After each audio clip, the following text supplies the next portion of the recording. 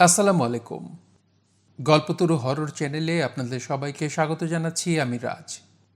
খসরু চৌধুরীর একটি ভৌতিক গল্প, একান্ত আপনার।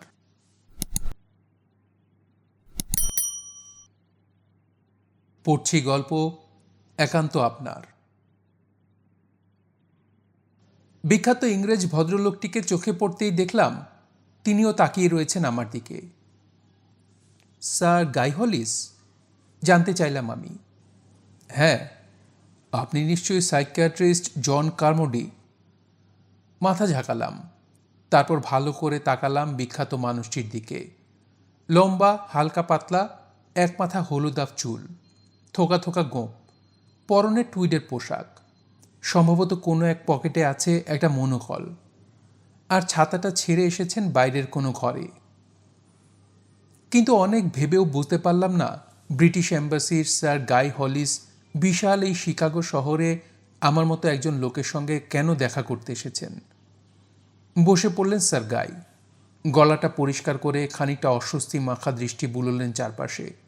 তারপর ডেস্কের একধারে পাইপটা ঠুকে নিয়ে মুখ খুললেন। লন্ডন আপনার কেমন মনে হয়? কেন বলুন তো? আমি আপনার সাথে লন্ডন বিষয়ে কিছু আলোচনা করতে চাই, মিস্টার কারমোডি। সাইকিয়াট্রিস্ট হিসেবে সব ধরনের লোকের সঙ্গে মেশার অভ্যেস আছে আমার, সুতরাং মৃদু হেসে শরীরটা এলিয়ে দিলাম। শহরটার এমন কিছু আপনার চোখে পড়েনি যা অদ্ভুত? জানতে চাইলেন তিনি। ওখানকার কুয়াশা তো বিখ্যাত। ঠিক বলেছেন, কুয়াশা। কুয়াশাটাই গুরুত্বপূর্ণ। সত্যি বলতে কি, পরিবেশ হিসেবে একেবারে আদর্শ। কিসের পরিবেশ? রহস্যময় একটা হাসি ফুটে উঠল স্যার গাই হলিসের ঠোঁটে। বিড়বিড় করে বললেন, খুনের। খুনের? হ্যাঁ, আপনার কি কখনো মনে হয়নি পৃথিবীর বড় বড় শহরগুলোর মধ্যে লন্ডনের পরিবেশই খুন করার পক্ষে সবচেয়ে উপযুক্ত?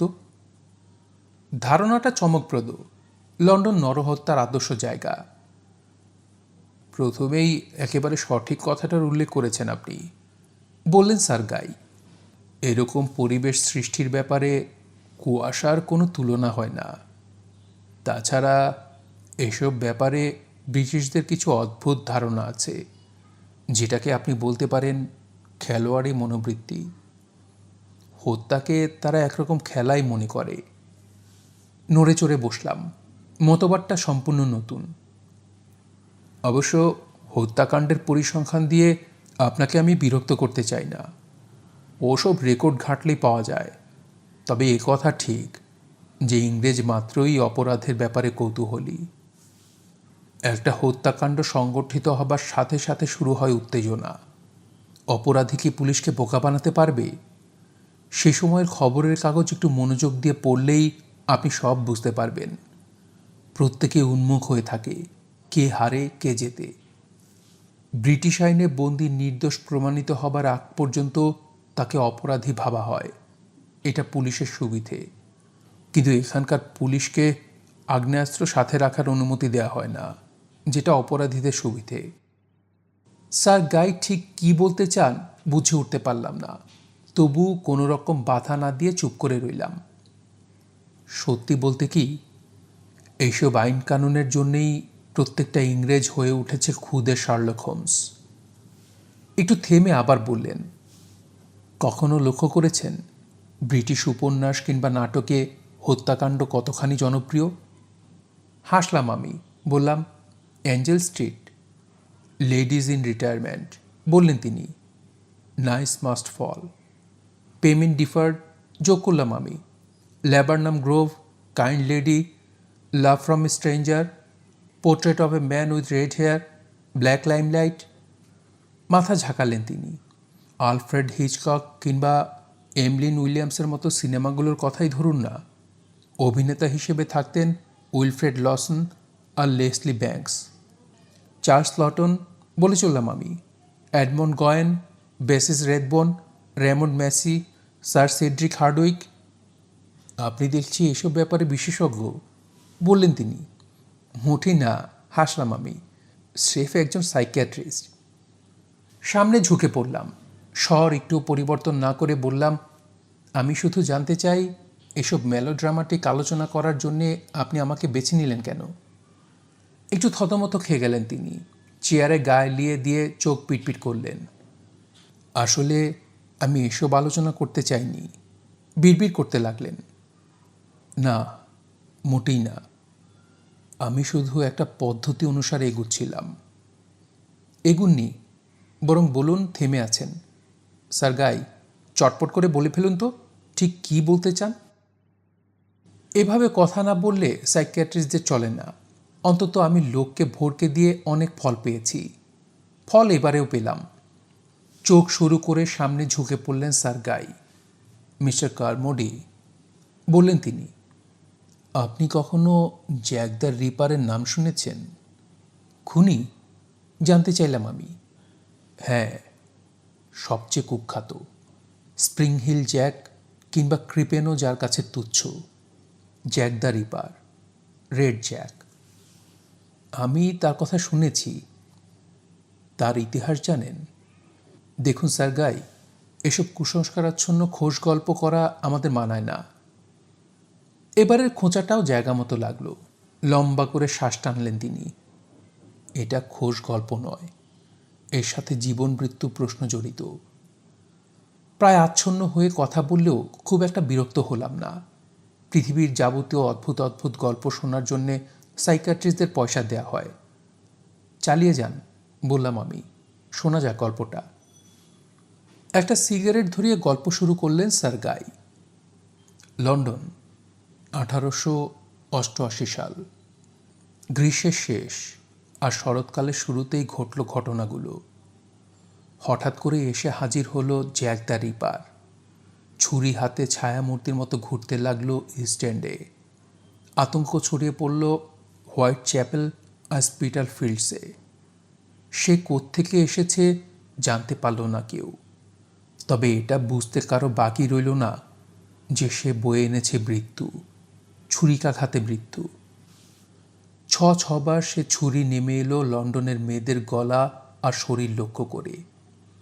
প্রথম হত্যাকাণ্ড সংঘটিত হল 7 আগস্ট। 39 বার ছুরি চালানো হয়েছে মেয়েটার শরীরে। ভয়ঙ্কর। 31 আগস্ট ঘটল দ্বিতীয় ঘটনা। কৌতূহলী হয়ে উঠল খবরের কাগজগুলো। ততোধিক কৌতূহলী জনসাধারণ। কে এই খুনি, যে তাদের মধ্যেই আছে অথচ চষে বেড়াচ্ছে রাতের শহর আর অলিতে গলিতে খুন করছে নির্বিঘ্নে? সবচেয়ে বড় কথা, সে আবার আঘাত হানবে কখন? তৃতীয়টা ঘটল 8 সেপ্টেম্বর। অস্থির হয়ে উঠল স্কটল্যান্ড ইয়ার্ড। স্পেশাল ব্রাঞ্চের প্রায় সবাইকে নিয়োগ করা হলো।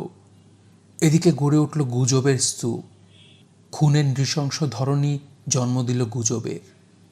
ছুরি চালানোর ক্ষেত্রে খুনির তুলনা নেই, তবে গলা কাটাটাই তার বিশেষ পছন্দ। ধীরে সুস্থে শিকার বাছাই করে, তারপর ছুরি চালিয়ে দেয় নাটকীয় উল্লাসে। তার কণ্ঠ শুনতে পায় না কেউ, কারো চোখে ধরা পড়ে না সে। ভোরে রাস্তার পাহারাদাররা খুঁজে পায় বিভৎস সব মৃতদেহ। কে সে? সে কি মানুষ? পাগল কোনো সার্জন? কসাই? কাণ্ডজ্ঞানহীন বৈজ্ঞানিক? উন্মাদ আশ্রমের পলাতক উন্মাদ? অধপতিত কোনো মহৎ ব্যক্তি? পুলিশের কেউ নয়, তাই বা কে জানে? আর ঠিক এই সময়ের খবরের কাগজেই প্রকাশিত হলো বিশেষ একটা কবিতা। রচনা করেছেন অজ্ঞাতনামা কোনো কবি।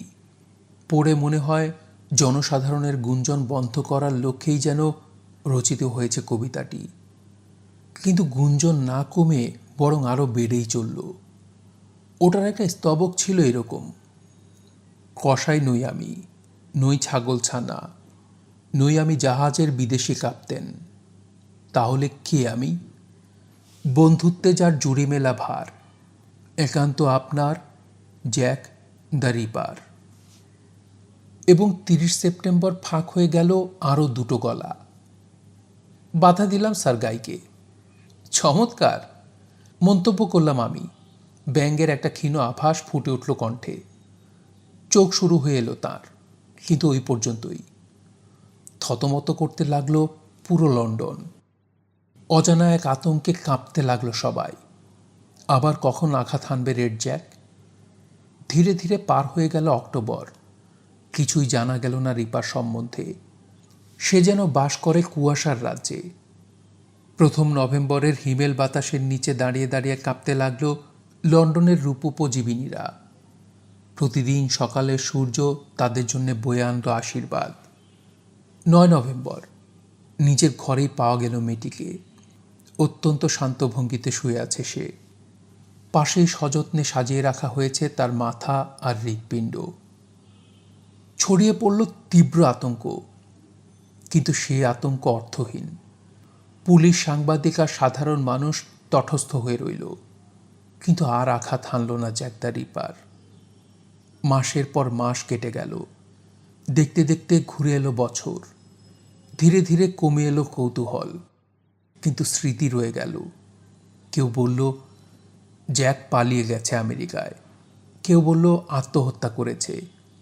তারা বলল আর লিখল, এবং এখনও লিখেই চলেছে। জন্ম নিচ্ছে নতুন নতুন ধারণা, প্রকল্প, তর্ক আর প্রমাণ। কিন্তু আজ পর্যন্ত কেউ জানতে পারেনি জ্যাক দ্য রিপার কে ছিল, সে কেন খুন করত, কিংবা হঠাৎ খুন বন্ধই বা করল কেন। চুপ করলেন স্যার গাই। স্পষ্টই বোঝা যাচ্ছে তিনি আমার তরফ থেকে কিছু মন্তব্য আশা করছেন। সামান্য আবেগপ্রবণ হয়ে পড়া ছাড়া বললাম আমি, আপনার গল্প বলার ধরনটা সত্যিই চমৎকার। সমস্ত কাগজপাতি জোগাড় করেছি আমি, বললেন স্যার গাই হলিস। প্রত্যেকটা পড়ে দেখেছি খুঁটিয়ে খুঁটিয়ে। উঠে দাঁড়ালাম আমি। শ্রান্তির কপট হাই তুলে বললাম, শুতে যাবার আগে এরকম গল্প শুনতে মন্দ লাগে না। আপনি যে ব্রিটিশ অ্যাম্বাসির 101টা কাজ ফেলে আমার মতো একজন সাধারণ সাইকিয়াট্রিস্টকে এসব শোনাতে এসেছেন, সেজন্যে আমি সত্যিই নিজেকে বড় ধন্য মনে করছি। কাজ হলো এবারের খোঁচাতেও। বললেন, আপনি নিশ্চয়ই জানতে চান কেন এতটা কৌতূহলী হয়ে পড়লাম? হ্যাঁ, কেন বলুন তো? কারণ, বললেন স্যার গাই হলিস, আমি জ্যাক দ্য রিপারকে অনুসরণ করছি। আমার বিশ্বাস সে এখানেই আছে, শিকাগোতে। আবার বসে পড়লাম। এবার আমার চোখ পিটপিট করার পালা। কথাটা আবার বলুন তো? তোতলাতে লাগলাম আমি। জ্যাক দ্য রিপার এই মুহূর্তে শিকাগোতেই আছে। আমি তার পিছু নিয়েছি। থামুন, একটু থামুন। হাসির কোনো আভাস নেই তার মুখে, অর্থাৎ তিনি রসিকতা করছেন না। শুনুন, বললাম আমি, খুনগুলো কখন ঘটেছিল?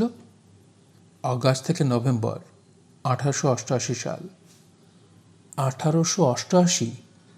সেই সময় যদি জ্যাক দ্য রিপার একজন শক্ত সমর্থ লোক হয়ে থাকে, তাহলে তো এতদিনে তার মরে ভূত হয়ে যাবার কথা। এটা বুঝতে পারছেন না কেন যে তখন যদি তার জন্মও হয়ে থাকে, এখন তার বয়স হবে 85। এত বয়স হবার কথা বুঝি ভদ্রলোকের? হাসলেন স্যার গাই হলিস। নাকি ভদ্র মহিলার? কারণ জ্যাক দ্য রিপার মেয়েও হতে পারে, অন্য কিছু হওয়া বিচিত্র নয়। স্যার গাই, এবার মনে হচ্ছে আপনি ঠিক জায়গাতেই এসেছেন। আপনার একজন সাইকিয়াট্রিস্টের প্রয়োজন। হয়তো তাই। আচ্ছা মিস্টার কারমোডি, আমাকে কি সত্যি পাগল মনে হচ্ছে? সোজাসুজি তার দিকে তাকিয়ে কাঁধ ঝাঁকালাম, কিন্তু কথাটা সত্যি একটা জবাব দেওয়া দরকার। স্পষ্ট বলতে কি, না। তাহলে জ্যাক দ্য রিপার যে এখনো বেঁচে আছে, সে কথা আমি কেন বিশ্বাস করলাম তা আপনার শোনা উচিত। হ্যাঁ, শোনা উচিত। এ ব্যাপারে আমি গবেষণা করছি গত 30 বছর ধরে। যেখানে যেখানে হত্যাকাণ্ড সংগঠিত হয়েছে নিজে গেছি সেখানে, কথা বলেছি পুলিশের সাথে, বন্ধু বান্ধব আর পরিচিত লোকজনের সাথে। যারা খুন হয়েছে তাদের আত্মীয় স্বজনদের সাথে কথা বলতেও ছাড়েনি। জ্যাক দ্য রিপার সম্পর্কিত কাগজপাতির একটা লাইব্রেরি গড়ে তুলেছি আমি।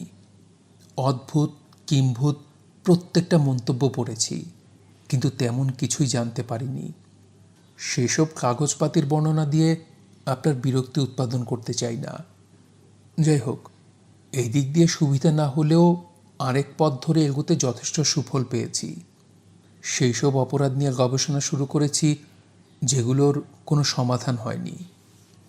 পৃথিবীর বড় বড় শহরে সংঘটিত রহস্যময় প্রত্যেকটা অপরাধের পেপার কাটিং আমার কাছে আছে।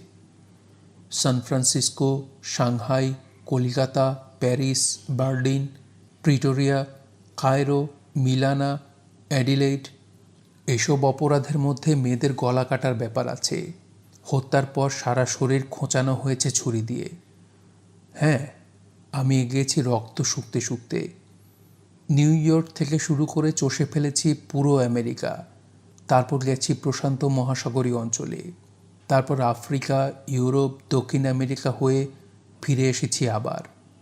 সব শুদ্ধ এই ধরনের হত্যাকাণ্ডের সন্ধান পেয়েছি 87টা। এই তো কিছুদিন আগে একটা ঘটনা ঘটল ক্লিভল্যান্ডে, মনে পড়েছে? তারপর অতি সম্প্রতি দুটো ঘটনা শিকাগোয়, একটা দক্ষিণ ডিয়ারবনে, আরেকটা হ্যালস্টিডের আশপাশে কোথাও। একই ধরনের অপরাধ, একই কৌশল। শুনে রাখুন, প্রত্যেকটা হত্যাকাণ্ডের পেছনে আছে জ্যাক দ্য রিপার। আমি হাসলাম। অত্যন্ত শক্ত যুক্তি। তাছাড়া আপনি অপরাধ বিশেষজ্ঞ, সুতরাং এ বিষয়ে আপনার সাথে কোনো রকম তর্ক করার ইচ্ছে আমার নেই। শুধু একটা খটকা লাগছে। ব্যাপারটা খুব ছোট্ট কিন্তু গুরুত্বপূর্ণ। সেটা কি জানতে চাইলেন স্যার গাই? 85 বছরের কোনো মানুষের পক্ষে কি হত্যা করা সম্ভব?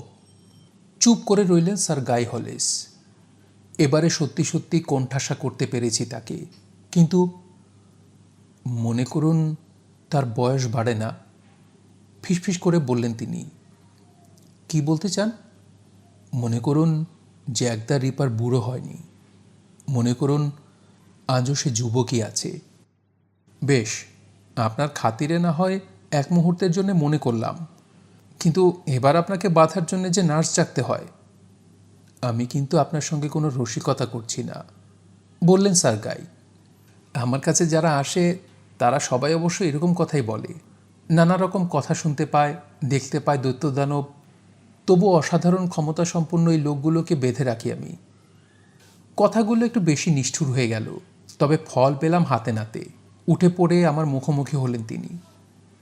স্বীকার করছি ধারণাটা অস্বাভাবিক, কিন্তু এ কথাও ঠিক যে জ্যাক দ্য রিপার সম্পর্কিত প্রত্যেকটা ধারণাই অল্প বিস্তর অস্বাভাবিক। তো সবাই যদি এরকম ধারণা পোষণ করতে পারে, আমি করলেই সেটা দোষের হবে কেন? লোকের ধারণা সে একজন ডাক্তার কিংবা ম্যানিয়াক, মহিলাও হতে পারে। কিন্তু ডাক্তার আর মহিলারাও বুড়ো হবার হাত থেকে রেহাই পায় না, এমনকি ম্যানিয়াকও। আর যদি জাদুকর হয়? জাদুকর? হ্যাঁ, যদি জাদু, ডাকিনী বিদ্যা কিংবা ব্ল্যাক ম্যাজিক চর্চা করার অভ্যাস থাকে তার, থাকলেই বা কি? আমি গবেষণা করেছি, বললেন স্যার গাই। পুঙ্খানুপুঙ্খ গবেষণা করেছি। সৌর, চন্দ্র, নক্ষত্র প্রত্যেকটা তিথির সাথে মিলিয়ে দেখেছি হত্যার। খোঁজার চেষ্টা করেছি জ্যোতিষশাস্ত্রের বিচারে তারিখগুলোর তাৎপর্য।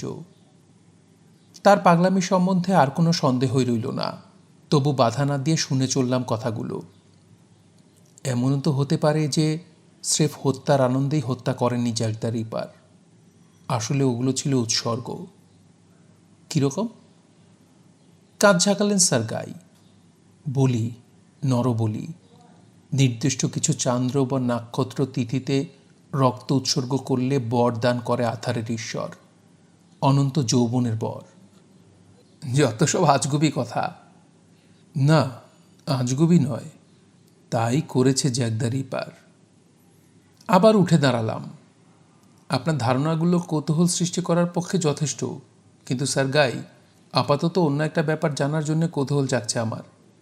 আপনি এত লোক থাকতে আমাকে এসব শোনাতে এসেছেন কেন? আমি তো পুলিশের কেউ বা অপরাধ বিশেষজ্ঞ নই। এমনকি উইচক্রাফটের ওপরও আমার কোনো দখল নেই। আমি অত্যন্ত সাধারণ একজন সাইকিয়াট্রিস্ট। এসবের সাথে আমার সম্পর্ক কোথায়? হাসলেন স্যার গাই। আপনি তাহলে কৌতূহল বোধ করছেন? হ্যাঁ, এখানে আপনার নিশ্চয় কোনো উদ্দেশ্য আছে। তা আছে, তবে আপনার কৌতূহলের ব্যাপারে নিশ্চিত হওয়াই ছিল আমার প্রথম উদ্দেশ্য।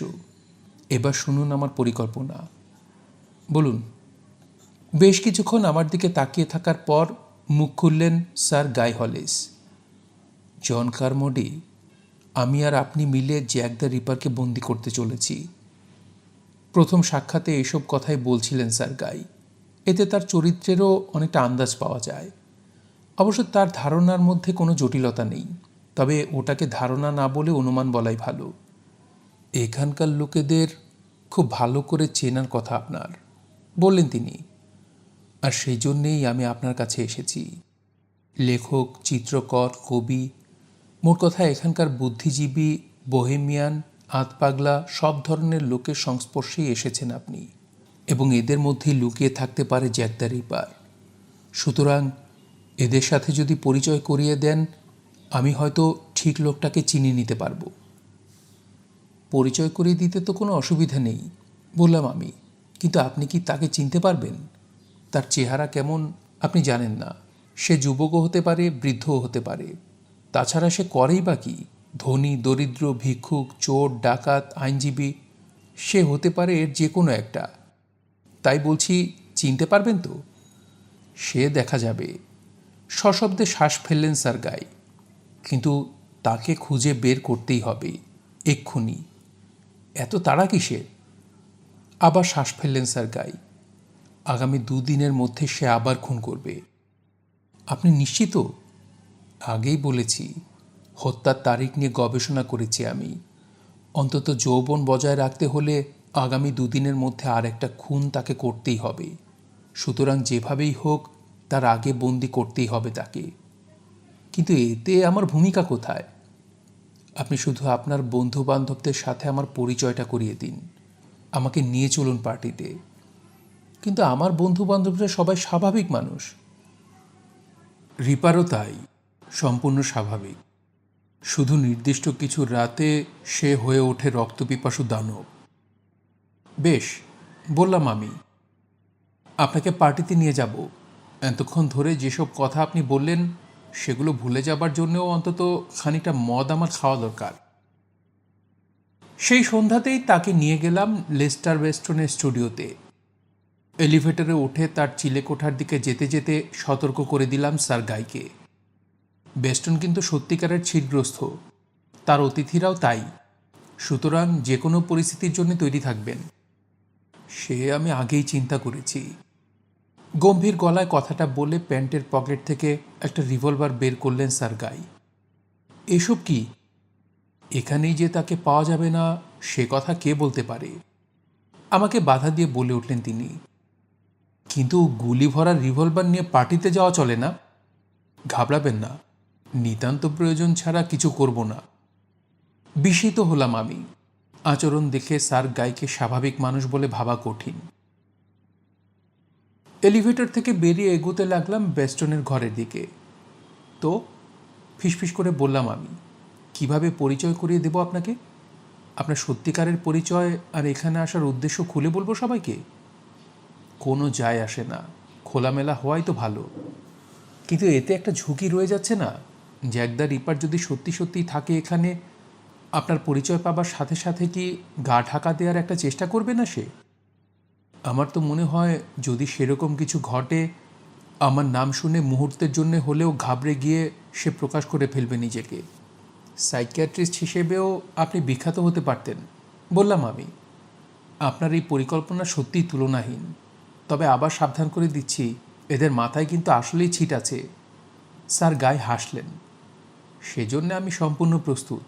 এ ব্যাপারে একেবারে নিজস্ব একটা পরিকল্পনা আছে আমার। হঠাৎ যদি অদ্ভুত কিছু করে বসি, আপনি যেন মোটেই ঘাবড়াবেন না। স্বয়ং বেস্টন আমাদের নিয়ে গেল ভেতরে। আহা, একবার আমার চৌকো হ্যাট, আরেকবার স্যার গায়ের গোঁফের দিকে তাকাতে তাকাতে বলল সে, সিন্ধু ঘটক আর ছুতর হাজির হয়েছে একসাথে। পরিচয় করিয়ে দিলাম স্যার গাইকে। চলুন চলুন, আমাদের পথ দেখিয়ে পিছে পিছে আসতে লাগলো বেস্টন। অস্থির হয়ে চলাফেরা করছে বেশ কিছু লোক। সারা ঘরে মেঘের মতো উড়ে বেড়াচ্ছে সিগারেটের ধোঁয়া। প্রত্যেকের হাতেই একটা করে গ্লাস, চোখ মুখ লাল। ঘরের এক কোণে তাসরে বেজে চলছে পিয়ানো। ইতিমধ্যে মনোকল পড়ে নিয়েছেন স্যার গাই। তিনি দেখলেন মহিলা কবি লেভার্ড গানিস্টারকে। কড়া চোখে তাকালেন হাইমি ক্র্যালিকের দিকে।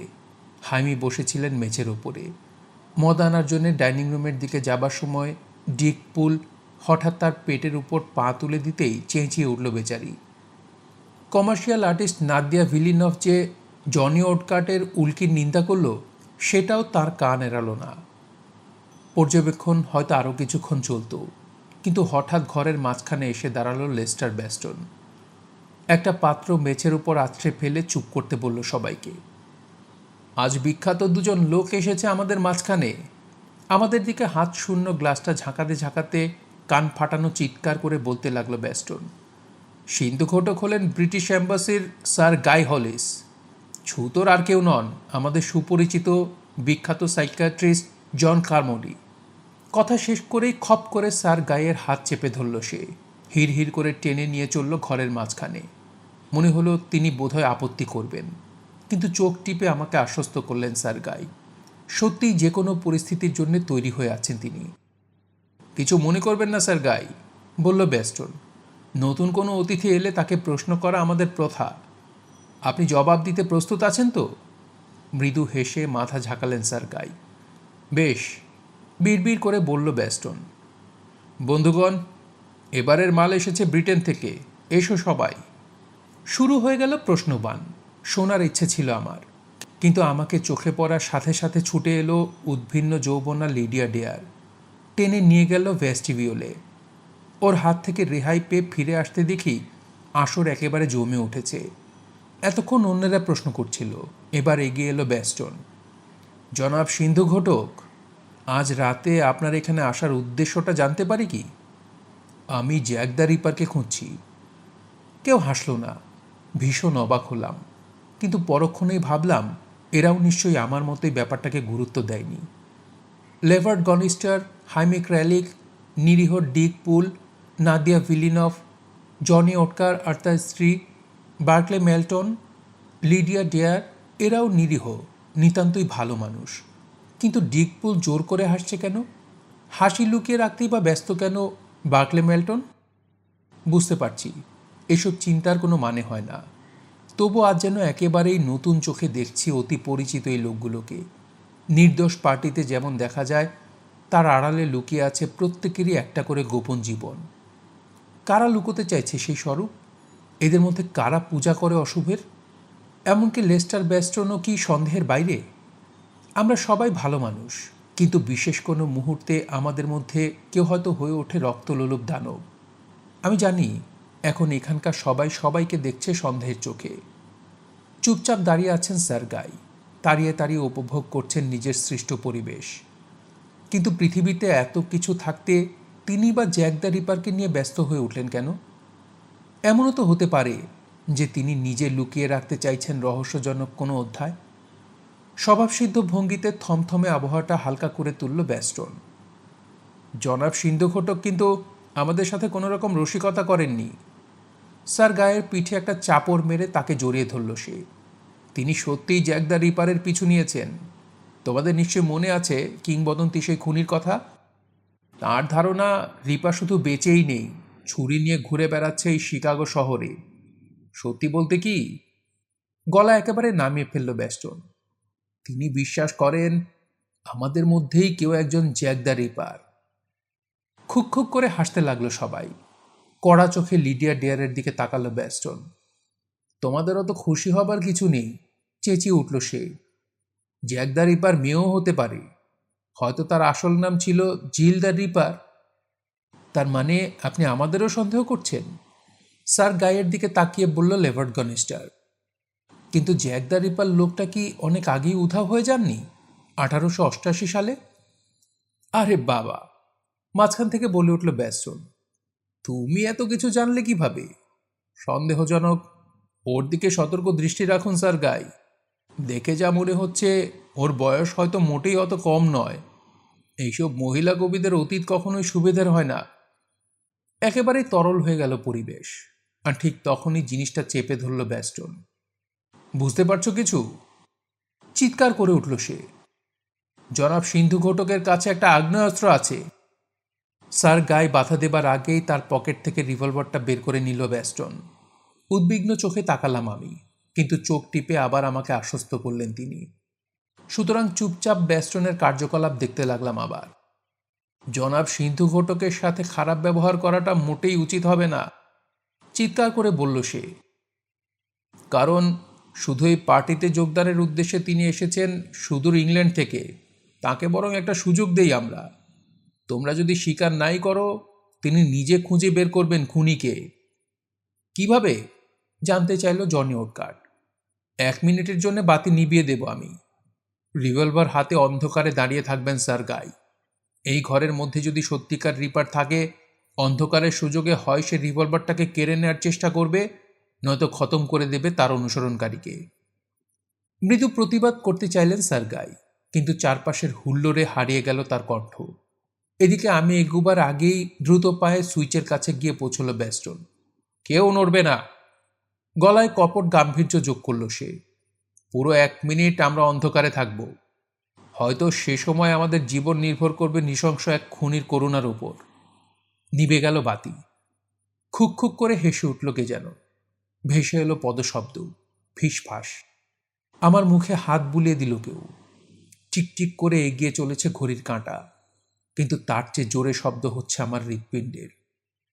অন্ধকারে একদল বোকার মাঝখানে দাঁড়িয়ে থাকার কোনো মানে হয় না, তবু মনে হচ্ছে কোথাও যেন ওত পেতে আছে ভয়ঙ্কর একটা বিপদ।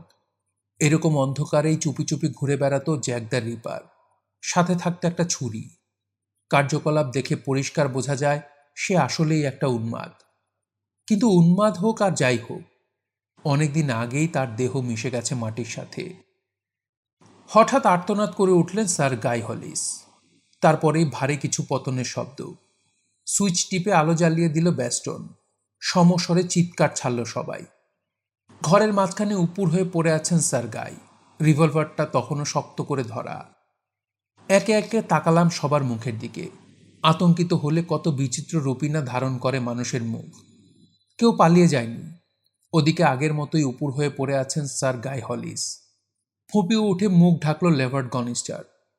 ঘাবড়াবেন না, লাফ দিয়ে উঠে পড়লেন স্যার গাই, হাসছেন। একটা পরীক্ষা করলাম। জ্যাক দ্য রিপার এখানে থাকলে আমি মারা গেছি ভেবে হয়তো মুহূর্তের জন্য প্রকাশ করে ফেলত নিজের অস্তিত্ব, অসাবধানে। যাই হোক, আপনারা সবাই যে ভালো মানুষ সে বিষয়ে আমার কোনো সন্দেহ নেই। প্রথমে ব্যাস্টন, তারপর একে একে সবার দিকে চাইলেন হলিস। সবশেষে আমার দিকে তাকিয়ে বললেন, এবার বোধহয় এখান থেকে যাওয়া উচিত জন, দেরি হয়ে যাচ্ছে।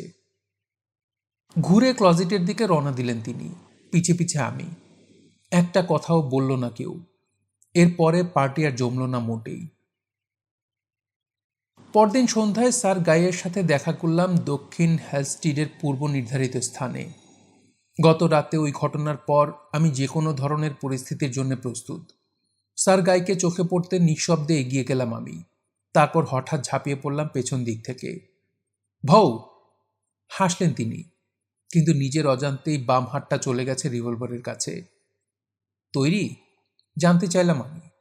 হ্যাঁ, মাথা ঝাঁকালেন তিনি। আপনি যে কোনো প্রশ্ন ছাড়া আসতে রাজি হয়েছেন, এতে সত্যিই খুব খুশি হয়েছি। বোঝা যাচ্ছে আমার বিচার বুদ্ধির ওপর আস্থা এসেছে আপনার। আমার একটা হাত ধরে ধীরে ধীরে হাঁটতে লাগলেন তিনি। আজ রাতে ভীষণ কুয়াশা পড়েছে জন, বললেন স্যার গাই হলিস, ঠিক লন্ডনের মতো। মাথা নাড়লাম। নভেম্বরের পক্ষে ঠান্ডাটাও খুব বেশি। আবার মাথা নাড়লাম আমি। অদ্ভুত, সত্যিই বড় অদ্ভুত, বিড়বিড় করে বললেন স্যার গাই। লন্ডনের কুয়াশা আর নভেম্বর মাস, এরকম সময় আর পরিবেশেই হত্যার উল্লাসে মেতে উঠত জ্যাক দ্য রিপার। অন্ধকারেই হাসলাম। স্যার গাই, এটা লন্ডন নয়, শিকাগো। আর মাসটা নভেম্বর হলেও সাল 1888 নয়, ইতিমধ্যে কেটে গেছে 85 বছর। স্যার গাইও হাসলেন, কিন্তু সে হাসিতে কোনো প্রাণ নেই। আপনার মতো অতটা নিশ্চিত আমি হতে পারছি না, ফিসফিস করে বললেন তিনি। চারপাশে ভালো করে তাকিয়ে দেখুন, শুধু সরু সরু গলি আর ঘোর প্যাচ রাস্তা, ঠিক যেন স্ট্যান্ড, মাইটা স্কোয়ার। গত 100 বছরে এসব জায়গায় কোনো পরিবর্তন হয়নি। সামনেই সাউথ ক্লার্ক স্ট্রিট, বললাম আমি। এদিকে দরিদ্র লোকদের বাস। আপনি আমাকে এখানে নিয়ে এলেন কেন কিছু বুঝতে পারছি না। অনুমান, বললেন স্যার গাই। স্রেফ অনুমানের ওপর নির্ভর করে আমি এসেছি এদিকে। কারণ এরকম জায়গাতে ঘুরে বেড়াতেই ভালোবাসত জ্যাক দ্য রিপার। উজ্জ্বল আলোতে আপনি তাকে আশা করতে পারেন না, যদি তাকে পান, পাবেন অন্ধকারাচ্ছন্ন এলাকায়। দেখবেন নিঃশব্দে সে বসে আছে, অপেক্ষা করছে শিকারের। তাই বুঝি সাথে একটা রিভলভার বয়ে বেড়াচ্ছেন? ব্যঙ্গটা আর গোপন করতে পারলাম না। বিরক্ত হয়েছি ভীষণ। জ্যাক দ্য রিপার যেন লোকটাকে একেবারেই পেয়ে বসেছে। রিভলভারের প্রয়োজন হতে পারে, গম্ভীর গলায় বললেন সার্গাই, কারণ আজ রাতেই হত্যা করবে সে। দীর্ঘশ্বাস ছাড়লাম আমি।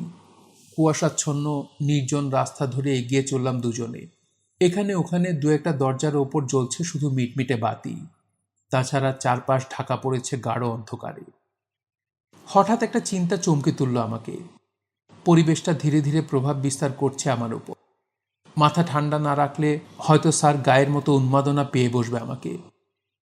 খেয়াল করেছেন, একটা লোকও নেই আশেপাশে। হাত বাড়িয়ে চেপে ধরলাম তার কোটের একটা প্রান্ত। তাকে আসতেই হবে, বললেন সার্গাই। হ্যাঁ, এখানেই আসবে সে। অশুভ জায়গায় আকর্ষণ করে অশুভকে। তাছাড়া হত্যার কাজটা সে সবসময় সেরেছে ঘিঞ্জি এলাকাতে। বুঝতেই পারছেন, নোংরা জায়গার প্রতি একটা বিশেষ দুর্বলতা ছিল তার।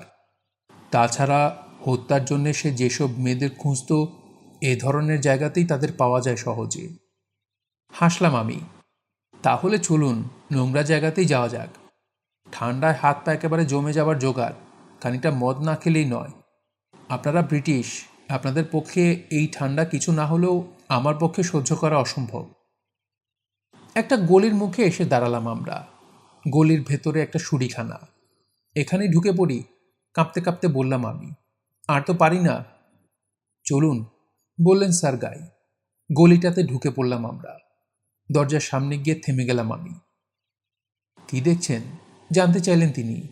দেখছি, জবাব দিলাম আমি। এইসব জায়গা মোটেই ভালো নয় সার্গাই। সাবধান না হলে যে কোনো সময় ঘটে যেতে পারে ভয়ঙ্কর বিপদ। চিন্তাটা মন্দ নয় জন। ভয়ের কিছু তো দেখছি না। পর্যবেক্ষণ শেষ করে বললাম আমি। চলুন, ভেতরে যাওয়া যাক। বারটা খুবই নোংরা। একটা আলো জ্বলছে কাউন্টারে, কিন্তু সে আলো এতই নিষ্প্রভ যে পেছন দিকে সব কিছুই প্রায় অস্পষ্ট। অলসভাবে চলাফেরা করছিল বিশাল দেহি এক নিগ্রো। হঠাৎ সে দেখতে পেল আমাদের। শুভ সন্ধ্যা, বললাম আমি। জবাব দেওয়ার আগে আমাদের আপাদমস্তক দেখে নিল সে। তারপর বের করলো সব কটা দাঁত। শুভ সন্ধ্যা, কি চাই বলুন। জিন, বললাম আমি। দুটো, খুব ঠান্ডা পড়েছে আজ। হ্যাঁ। গ্লাসে জিন ঢেলে দিল সে। দাম মিটিয়ে সাথে সাথে গ্লাস সাবার করে দিলাম আমরা। ধীরে ধীরে গরম হয়ে উঠল সারা শরীর। আরও 2 গ্লাস জিন নিলাম আমরা। চুমুক দিতে লাগলাম। নিগ্রোটা আমাদের দিকে তাকিয়ে রইল ঢুলু ঢুলু চোখে। টিকটিক করে এগিয়ে চলল বারের ঘড়িটা। বাইরে মাতাল হয়ে উঠেছে বাতাস। গল্প শুরু করলেন সার্গাই। কিছুটা নেশা হয়েছে তাঁর, তাই প্রথম সাক্ষাতে বলা কথাগুলোরই পুনরাবৃত্তি করলেন বারবার। অসীম ধৈর্য নিয়ে শুনতে লাগলাম আমি। আবার 1 গ্লাস জিন দিলাম সার্গাইকে, তারপর আবার 1 গ্লাস। কিন্তু যত মদ পেটে পড়ল ততই বেড়ে চলল তার বকবকানি। এমন সব কথা বলতে লাগলেন যেন দিব্য চোখে দেখছেন ছুরি হাতে বেরিয়ে পড়েছে জ্যাক দ্য রিপার। আবার খোঁচা লাগালাম আমি। বেশ, আপনার কথাগুলো না হয় সত্যি বলেই মেনে নিলাম। ধরে নিলাম নরবলি দিয়ে দিয়ে সে লাভ করেছে অনন্ত যৌবন এবং সারা পৃথিবী ভ্রমণ করার পর এই মুহূর্তে বাস করছে শিকাগোতে। কথা হলো, তাতে কি এসে যায়? কি এসে যায় মানে? মানে খুব সোজা। জ্যাক দ্য রিপার যদি সত্যিই শিকাগোতে থাকে, তবু এই বারে বসে চুকচুক করে মদ খেতে খেতে আপনি আশা করতে পারেন না যে সে এখানে এসে বুক পেতে দেবে আপনার রিভলভারের সামনে। আর তাকে পেলেই বা আপনি কি করবেন বুঝতে পারছি না। এক ঢোক জিন খেলেন সার্গাই। শয়তানটাকে পাকড়াও করে সোজা তুলে দেব সরকারের হাতে। মীমাংসা হয়ে যাবে প্রায় শতাব্দী প্রাচীন একটা রহস্যে। আপনি যত অবিশ্বাসী করুন, সমগ্র মানবজাতির বিভীষিকা অনন্ত যৌবনা সেই খুনি আজও ঘুরে বেড়াচ্ছে নিঃশব্দে। মানুষের রক্ত উৎসর্গ করছে আধারের ঈশ্বরের উদ্দেশ্যে। এইসব কি বেশি জিন পান করার ফল? না, ওই তো ধীরে সুস্থে আরেকটা জিন নিচ্ছেন সার্গাই। অনেক ভেবেও বুঝতে পারলাম না শেষমেশ কি করতে চলেছে এই লোক। আরেকটা কথা, বললাম আমি। আপনি কিন্তু এখনো বলেননি কিভাবে পাকড়াও করবেন জ্যাক দ্য রিপারকে। সে নিজেই আসবে, বললেন সারগাই। আমি বুঝতে পারি, আধ্যাত্মিক শক্তি আছে আমার। সারগাই আধ্যাত্মিক শক্তি সম্পূর্ণ নন, আসলে তিনি একজন উন্মাদ, ঘোর উন্মাদ। রাগে গা জ্বলে গেল আমার। পুরো 1 ঘন্টা ধরে বসে বসে এক গর্ধপের প্যাচাল শোনার কোনো মানে হয়? সে আমার নিয়মিত রোগী হলেও না হয় একটা কথা ছিল। যথেষ্ট হয়েছে। স্যার গায়ে আবার জিনের বোতলের দিকে হাত বাড়াতেই বাধা দিলাম আমি। যথেষ্ট হয়েছে, এখন একটা ঘোড়ার গাড়ি ডেকে কেটে পড়া যাক। অনেক রাত হয়েছে। আপনার ধুরন্ধর বন্ধুটি আজ আর আসবে বলে মনে হয় না। আগামীকাল আপনার গুরুত্বপূর্ণ কাজগুলো বরং তুলে দেওয়া হোক এফবিআইয়ের হাতে। খুনি পাকড়াও করার ব্যাপারে আমার কিংবা আপনার চেয়েও ওরা অনেক বেশি ওস্তাদ। না, টেনে টেনে বললেন স্যার গাই। কোনো ঘোড়ার গাড়ি ডাকাডাকি চলবে না। বেশ, ঘোড়ার গাড়িতে না যেতে চান, অন্য কিছুতে যাওয়া যাবে, কিন্তু আপাতত এখান থেকে বেরোনো দরকার। ঘড়ি দেখতে দেখতে বললাম আমি, 12টার বেশি বাজে। দীর্ঘশ্বাস ছেড়ে কাঁধ ঝাঁকিয়ে টলতে টলতে দাঁড়ালেন তিনি। দরজার দিকে এগুতে এগুতে পকেটে হাত ঝুঁকিয়ে বের করে আনলেন রিভলভারটা। দিন, আমাকে দিন ওটা, ফিসফিস করে বললাম আমি। রাস্তায় খোলা রিভলভার দুলিয়ে হাঁটা উচিত হবে না। রিভলভারটা নিয়ে কোটের পকেটে রেখে তার একটা হাত ধরে বের করে নিয়ে এলাম বার থেকে। ফিরেও তাকালো না নিগ্রোটা। গভীর ঘুমে সে তখন বিভোর। বাইরে আসতেই কেঁপে উঠল সারা শরীর। ইতিমধ্যে আরও অনেক বেড়ে গেছে কুয়াশা। গলি মুখটাই দেখা যাচ্ছে না। ঠান্ডাটাও চেপে বসেছে। চারপাশটা কেমন যেন স্যাঁতস্যাঁতে, অন্ধকার। আর তারই মাঝে বইছে মৃদুমন্দ বাতাস। কাঁপতে শুরু করেছেন স্যার গাইও। জিন খেলেও ঠান্ডাটা তেমন সহ্য হয় না, কিন্তু চুপচাপ দাঁড়িয়ে থাকলেও তো ঠান্ডা কমবে না। তাই এগোতে লাগলাম আমরা কুয়াশা ভেদ করে। ঠিকমতো হাঁটতে পারছেন না স্যার গাই, তবু চারদিক উকিঝুঁকি মারার বিরাম নেই তার। যেন যে কোনো মুহূর্তে যে কোনো গলি থেকে বেরিয়ে আসতে পারে আকাঙ্ক্ষিত সেই ব্যক্তিটি। মহা বিরক্ত হয়ে উঠলাম আমি। বললাম, ছেলে মানুষের চূড়ান্ত, জ্যাকদা রিপারের পিছু নিয়েছেন তাই না? খামখেয়ালেরও একটা মাত্রা আছে। খামখেয়াল?